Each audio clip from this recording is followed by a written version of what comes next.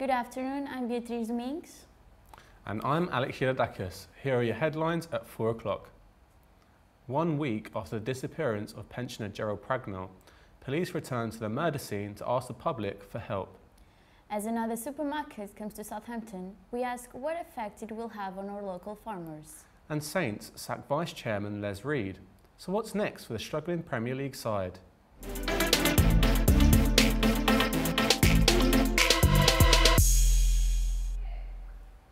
It's been 7 days since murdered pensioner Gerald Pragnell was last seen, and today police returned to Cemetery Road in Southampton, where his body was found, to find more clues about his death. The 66-year-old had been strangled, and now detectives want to know what happened in the hours leading up to his murder. Rhiannon Ray reports. Police have returned to Southampton Common 1 week after the disappearance of 66-year-old Gerald Pragnell. He was last seen leaving work at Southampton Airport last Thursday. His body was found 2 days later. Today, police are asking people if they had seen anything that could help their investigation. The crime scene is still obvious, but despite this, locals say they are still comfortable walking on the common. I mean, I know that I choose times in the day to use the common that are what I would view as safer, and there's going to be more people around and stuff. So yeah, I mean, I think people probably are oh, actually I won't go there because someone died. Because this is local to where I live, and generally the sort of time of day I come here, it's a safe time like now, which is daylight. And if I run at night time, it would be generally with a group of people. No problem at all. We've walked here for about 10-20 years, and it's just a lovely place to come. Tommy Scott, who's 34 and of no fixed address, has been charged with murder. 6 other people have been released from custody but remain under investigation. Police were appealing for dashcam footage from anyone who is in the area of Cemetery Road between 6:30 and 8:30 a.m. and are encouraging people who are near Bedford Place and Inner Avenue at this time to call 101 and quote Operation Experience. This year marks the centenary of the end of the World War I. This Remembrance Sunday, Southampton's Royal Air Force, Royal Navy and British Army University squadrons are gathering together to march at the city cenotaph. 1 in 4 nurses in Southampton were abused or bullied by patients last year, according to the latest NHS staff survey. Nurses who reported bullying were told that they just needed to toughen up. The government have called for a zero-tolerance approach to the abuse of NHS staff. Southampton's farmers are worried that big supermarket chains might be negatively impacting their businesses. With the new supermarket being built in the city, our reporter Daniela Costa has been speaking to some local farmers on the Hampshire Farmers Market. Farmers have been on an ongoing battle for a few years now. With big supermarket chains taking over Hampshire, it becomes difficult for local farmers to succeed with their businesses. For some, there's still a place for local production. However, it's not easy to cover all costs. There's definitely a place for local producers. It's just that we local producers can't pay the high rates and rents in the high streets. And I think as a nation we need to work out how this can be overcome. The members from across the county work hard to bring the best quality and affordable food to the market, and sometimes even sell it to big supermarket chains. However, it's not always a good investment. Or liquid milk, prior to making it into cheese, they are continually forcing the price down. So they actually will not pay the price it costs to produce milk. They'll just give you the very basic price. So our business is designed not to work with those people, we work with other people. Supermarkets often bring a variety of products, and for some, it's important that they show a more local side in what they sell. I think generally that there is, in many places, a nice balance between the number of supermarkets and the undoubted advantages that supermarkets bring in terms of scale and the volume and range of produce that they carry. That there is in many places a nice balance between that side of the retail market and the more local side, as represented by the farmers market today, with local producers with local produce selling within their own area. Supermarkets are now selling 97% of our food, a worrying number for local farmers.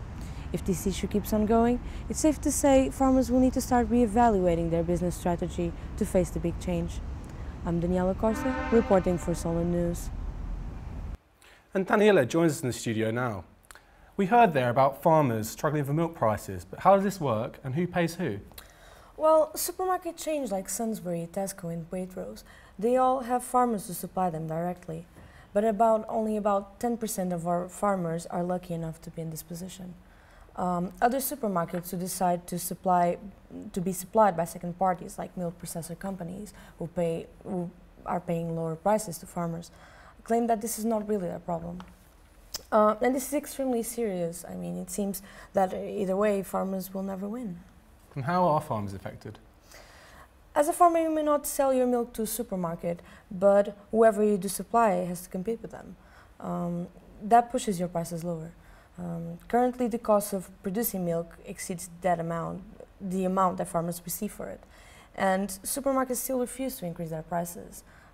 If this keeps on going, farmers will see that impact on their businesses. And what can we in society do to help this? Well, milk is just a start. If you want to support the British dairy industry, you'll need to take a close look at the labels on butter, cheese and yogurts and so on. I think in general people need to have a change of habit and mindset.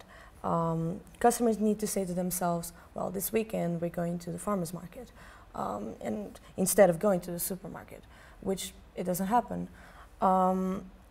And I guess this might be because it's a lot easier to find a supermarket, or because we want to shop a variety of products more than what the farmers offer. However, it's important to have in mind that the choices we make in what and where we shop will affect us in a few years' time. Thank you, Daniela. Thank you. A small cafe in Farnham has seen the number of visits rise because of a painted mural. Food Glorious Food bought the artwork for £300 and it is now worth 10 times the amount. The mural was designed by Solent University graduate Kev Monday, one of the top 5 investable artists in the UK. Sam Marrowy reports. Food Glorious Food, your typical roadside cafe. However, it is home to a piece of art by an international artist which originally cost the cafe £300. The piece is now worth around 10 times the amount it was originally purchased for. Kev Monday is the artist who produced the painting, which features dozens of cartoon-like characters in bright colours all over the cafe wall. Cafe manager Martin Brookman was delighted with the end product. We had all sorts of ideas, we were going to mirror it and do all sorts of things like that, but we went searching for somebody who can put a bit of colour together and come across a Mr. Kevin Monday, and we had him come down and give us an idea of what he could do, and we gave him he said he could his own version of his graffiti, and that's how it came about, and there's been quite a lot of people admiring it ever since. We didn't know what we were going to get, but we love it. Creator Kev Monday explained to us how the cafe artwork opportunity came about. Yes, this was probably about 2 or 3 years ago. No, it's more like 3 years ago now. When I wasn't so well known, and I used to do a lot of work. Just sort of, you'd just hire a mural artist rather than you'd hire me under my name, kind of thing. Yeah, and they just said they wanted some artwork done in their cafe, and I thought it'd be a good opportunity, good place to have some piece. And they said I could paint whatever I wanted, basically. You can find and even buy all of the young artist's work on the website www.artfinder.com. And who knows, you might just grab a bargain as Monday's stock continues to rise. This has been Samuel Marrowy for Solent News. And finally in sport, Southampton's vice chairman has left his post with immediate effect. Les Reed had faced significant pressure due to Saints' recent poor form in the Premier League. They linger just 1 point off the relegation zone. Our reporter Joe Parker is live at St Mary's now. So, Joe Parker, what more can you tell us about? Well, thanks, Beatrice. Well, Les Reed had been in charge of football matters here at Southampton FC for the last 8 years. However, due to their recent poor league form, the decision was made for Les to leave his role at the club. Reed was a key player in re-establishing Southampton as a Premier League club, but it seems he's done all he can in his current role. Speaking at a press conference before their important game against Watford at the weekend, Southampton manager Mark Hughes said although it's a shame that Reed has left the club, Southampton have to keep moving forward.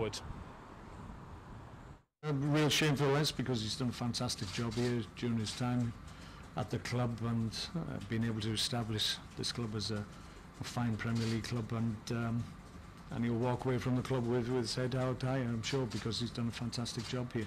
It's unfortunate the club feels that they possibly need to go in a different direction. You have to respect that, and we move on.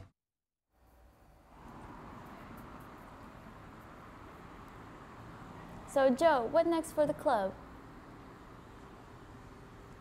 Well, thank you.